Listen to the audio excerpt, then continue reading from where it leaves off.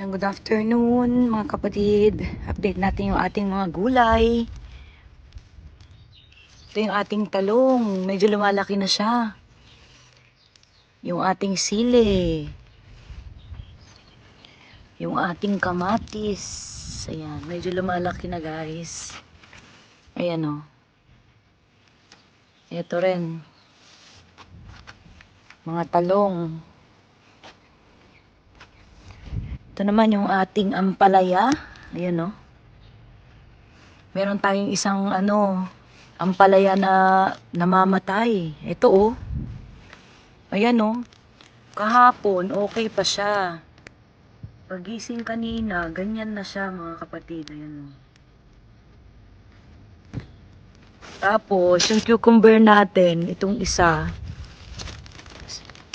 namamatay din. Ayan o. Dahil siguro sa lamig. Kasi ang lamig pa eh. Yung hangin kasi ang lakas. Itong isa medyo delikado rin. Ito yung red bell pepper natin. Tapos nandiyan nakatanim na yung mga kangkong. Ito naman okra yan guys, okra. Hindi pa siya tumutubo. Pero yung sitaw natin is yung tanim natin na buto nung nakaraang linggo. Ito na siya. Lumabas na, ayan o. Yan, yung mga buto.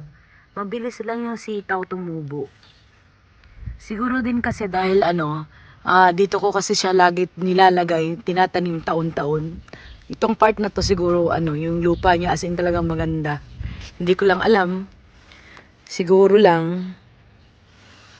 Tapos ito naman yung ginagawa ni Budoy in Japan. Nagpapalagay kasi ako ng bakod ngayon dito mga kapatid. Yan o. Kahapon niya to inumpisahan. Tapos kaninang umaga ito pinagdinikitan niya. Ikinabit ito. So ito yung ating update sa tanim. Excited na tayo ulit this year na mag-harvest ng ating mga tanim na gulay. Ano kaya ang mangyayari?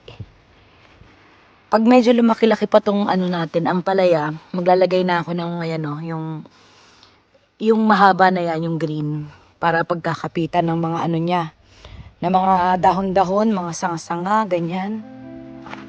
So ito yung ikakabit sa sa bakod. Ayan, ito yan. Ito yan eh, ganito. Tapos kukulayan na lang yan ng ganyang kulay din para pareho. Yan. So yan ang ating update sa ating gulay, sa ating mini farm, sa ating backyard. Thank you for watching!